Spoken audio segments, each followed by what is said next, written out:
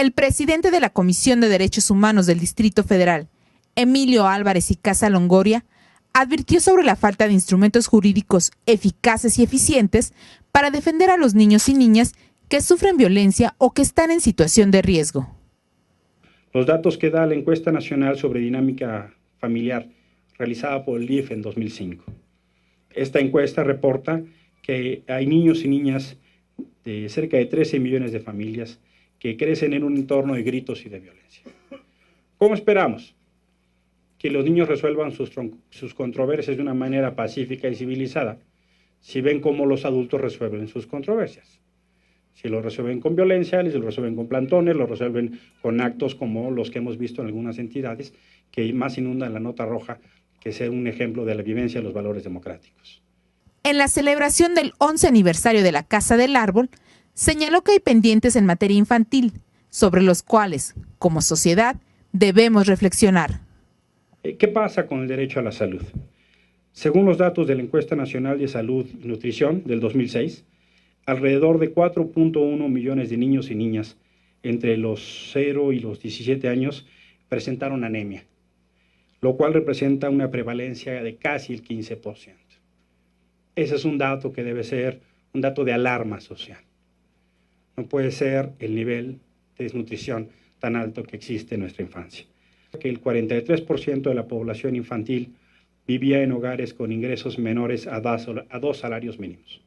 Esto quiere decir que casi 17 millones de niños y niñas menores de 18 años viven en condiciones de pobreza.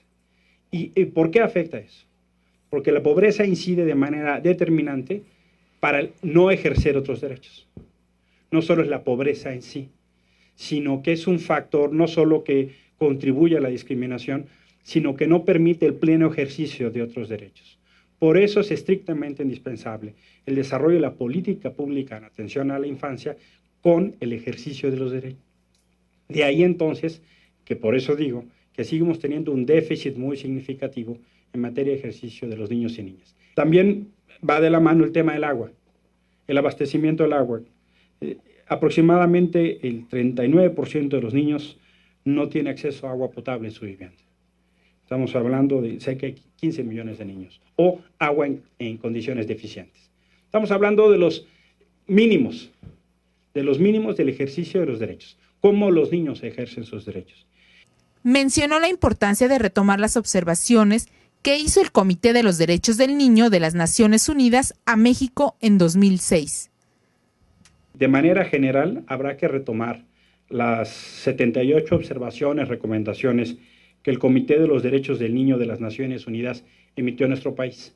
El año pasado se presentó este informe y marca una ruta, una carta de navegación para los próximos 5 o 10 años, de los temas que como política pública tendrá que desarrollar este país. Naciones Unidas nos ha dicho, tú, Estado mexicano, tienes 78 temas pendientes. Y ahí me parece que hay que ubicar que las responsabilidades no solo son a nivel federal. Un primer desafío es cómo hacemos que esas 78 recomendaciones se implementen en un nivel estatal y en un nivel municipal. Ahí hay la necesaria comprensión de lo que significan las obligaciones del Estado, que me parece como una primera observación. Todavía a nivel estatal y municipal, en el caso del Distrito Federal, a nivel local y delegacional, el cumplimiento de las obligaciones internacionales deja mucho que desear. Los derechos de las personas son obligaciones de los estados.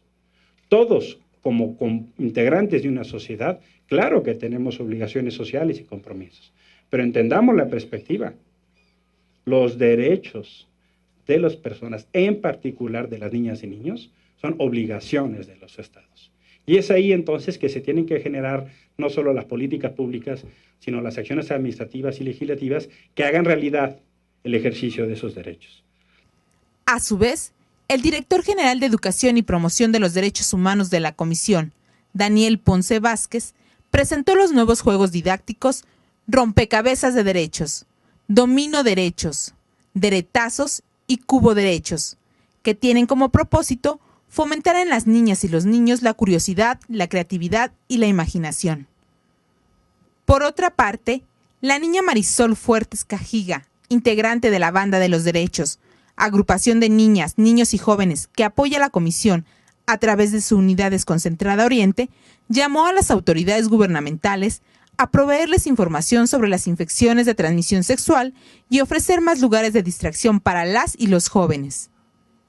Los puntos a los cuales queremos pongan atención las instituciones de esta ciudad son que exista más información acerca de la nutrición y de infecciones de transmisión sexual. Además, se deben ofrecer más lugares de distracción para los jóvenes, como museos, parques, cines y centros de cultura. Evitar detenciones arbitrarias por parte de las autoridades, ya que a veces se nos juzga por la apariencia. Que en las escuelas primarias y secundarias se impartan talleres y cursos de violencia intrafamiliar y cómo evitarla. Nos gustaría que se tomara en cuenta nuestra opinión y que se atiendan ciertas situaciones que nos ponen en peligro, como la drogadicción, el alcoholismo y la depresión. En tanto, la representante del Fondo de Naciones Unidas para la Infancia, UNICEF, en México, Mónica Sairols, anunció que próximamente la organización firmará un convenio de colaboración con la Comisión. Y ahora estamos por firmar un nuevo convenio sobre acciones para combatir la violencia y abrir espacios de diálogo para adolescentes y mejorar la situación sobre la justicia penal juvenil en el Distrito Federal. Actualmente UNICEF se encuentra en el proceso de definición de colaboración en el país para los próximos 5 años. Estos son temas que emergen como prioridades de nuestra colaboración. Por su parte, el director general del DIF-DF, Jesús Salvador Valencia Guzmán, informó que en el 2006 el organismo a su cargo brindó más de 6,000 apoyos jurídicos en materia de maltrato infantil, lo cual calificó como grave. Se persigue el logro de la igualdad de oportunidades de la población basado en el principio de equidad de derechos, por lo que las personas que más necesitan de la atención social deben ser las primeras beneficiarias de los programas elaborados bajo este enfoque. En este sentido, la violencia familiar, y en especial la que ocurre en contra de las niñas y los niños, se ha convertido en un problema de interés público que preocupa principalmente a este organismo. En su oportunidad, el administrador federal de servicios educativos en el Distrito Federal de la Secretaría de Educación Pública, Luis Ignacio Sánchez Gómez, expresó la importancia de sumar esfuerzos. Lo único que me queda claro es que solo con la suma de los esfuerzos de las diferentes organizaciones, de las diferentes instituciones, podremos hacer un mejor trabajo en beneficio de nuestras niñas y de nuestros niños.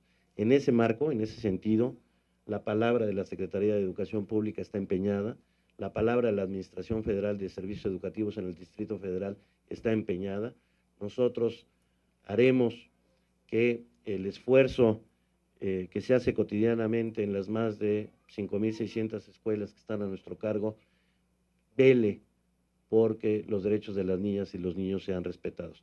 Finalmente, el director de planeación de la SEP del Gobierno del Distrito Federal, Manuel Ulloa Herrero, se refirió a la exclusión educativa que sufren los niños que hablan lenguas indígenas o que tienen algún tipo de discapacidad. A pesar de los altos índices de escolaridad, el Distrito Federal tiene grupos vulnerables a la exclusión educativa, en particular los niños y niñas que hablan lenguas indígenas en las diferentes etnias y que no reciben educación o la reciben no en su lengua materna como es su derecho. También la población con algún tipo de discapacidad y con necesidades de educación especial, en donde en el primer caso, en el de la población de los grupos etnolingüísticos, la exclusión es 4 veces mayor a la de la población de la misma edad.